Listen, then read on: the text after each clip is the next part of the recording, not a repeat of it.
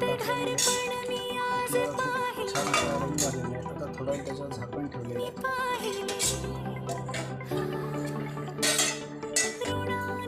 आपला रवा खूप छान प्रकारे शिजत आहे.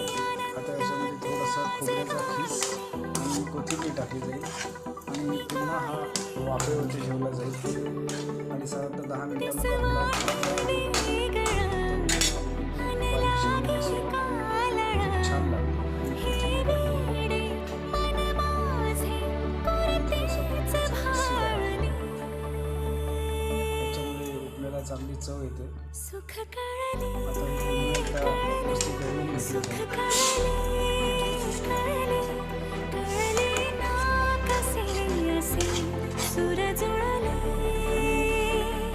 आणि वाफेवरती